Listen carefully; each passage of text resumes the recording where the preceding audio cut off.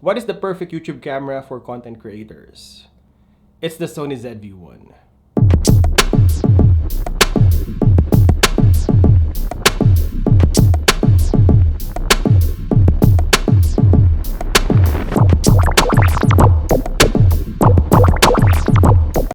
Hi everyone, this is JD, your gadget review friend. This camera was released 2 years ago, and nothing has replaced this as a top vlogging camera for the past couple of years. If you want to step up your content creation game or you want to start your YouTube channel with the right set of gears, this video is for you. Today we will discuss my experience as a YouTube creator using this camera, my settings for vlogging, and my affordable YouTube setup. Let's go to work.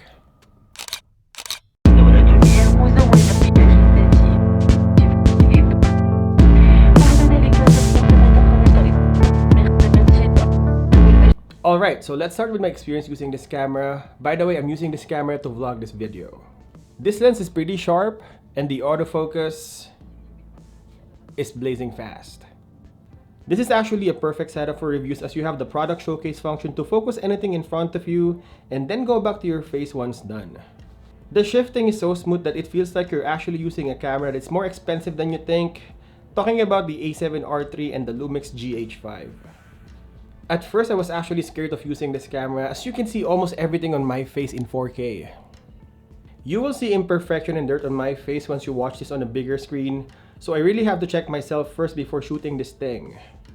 The autofocus of this camera is so good that I never had to retake any of my shots. Like any other bigger sensors, because of the autofocus area, the autofocus of this camera is reliable. If you have only one shot to take a video, I'll go for this one. Now let's talk about the reach and the aperture. This goes from 9.4 to 25.7mm from 1.8 to 2.8 aperture.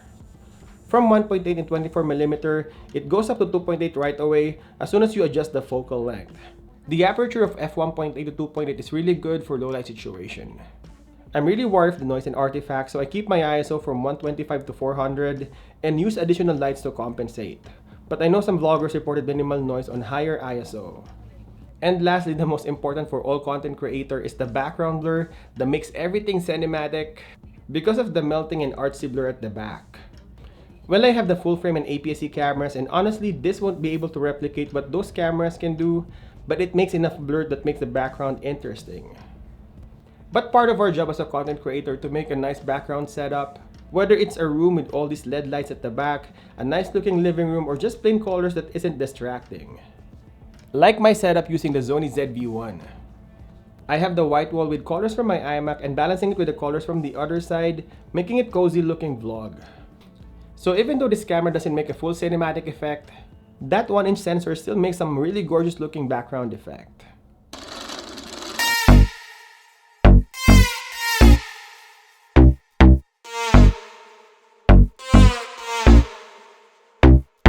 Alright, so after my user experience, we will discuss the vlogging settings that I use for this camera.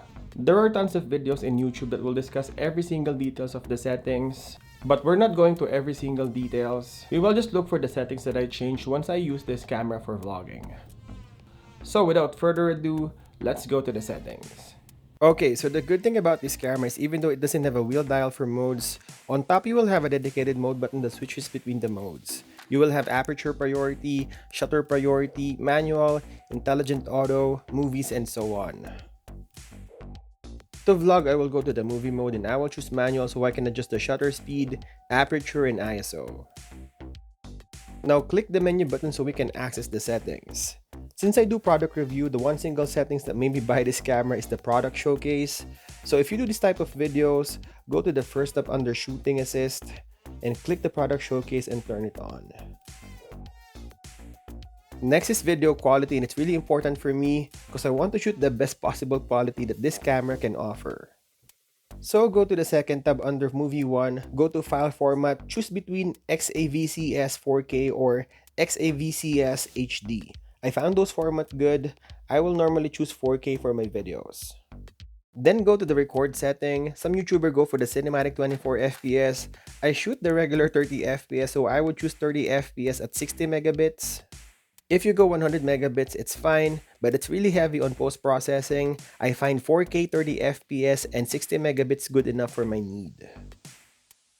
Next, go to movie 2, then autofocus speed. I choose fast because I switch in between subject really fast. That's the type of videos I shoot. But if you need slow or normal, you can choose between them as well. Now moving on to movie 3, set the audio recording on, and then for the audio recording level, depending on your mic, using my Boya BM3031, I go for level 17, but you can play with this. I think the onboard mic is 26. And my rule of thumb here is, as long as you don't hear a hissing sound and it's clear on playback, all good. Now go to the 5th tab and make sure that steady shot is on. This is the stabilization of the camera on active situation. This will help you on active movement if the camera is handheld, for example, while walking. Make sure this is on. Before I forgot, go back to the 2nd tab under display. This is just an extra. Under grid line, I use the rule of thirds to guide me in composing my videos. You can also select that if you want to. And lastly, under the 6th tab setup 2, make sure that the auto power off temp is set to high so the camera wouldn't stop recording in 4K even though the camera is getting hotter. You don't want to miss your critical important videos. So these are my settings for vlogging, the most important things I change before I shoot.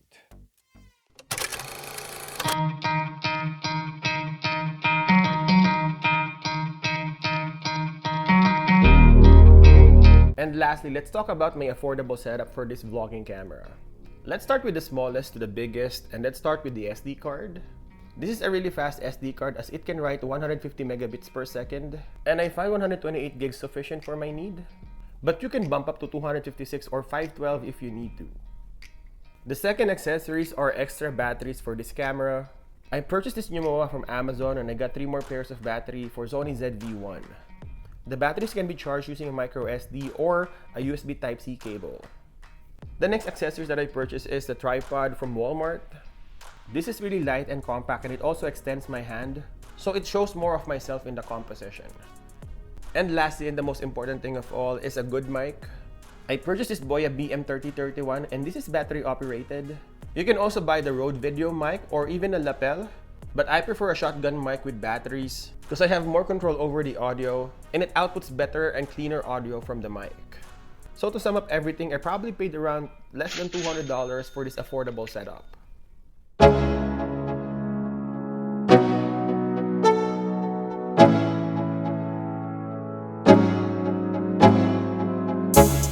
It's been 2 years since this camera was released, but I strongly feel that Sony nailed the perfect vlogging camera. Some of the challenges that I found on this camera are the SD card slot is in the bottom, sometimes inaccessible when sitting on a tripod, and maybe the missing eyepiece which we have on the RX100 series. But there are so many merits of this camera, from the 4K recording, flip-out screen, the hot shoe, and great internal microphone. That 1-inch sensor might be limited in terms of shooting cinematic content, but no doubt that this is the perfect vlogging camera, even in 2022. And that's it. Hope you enjoyed this video. I will continue to create more videos of this camera on this channel, so stay tuned. And as always, thank you guys for watching, and I'll see you in the next one.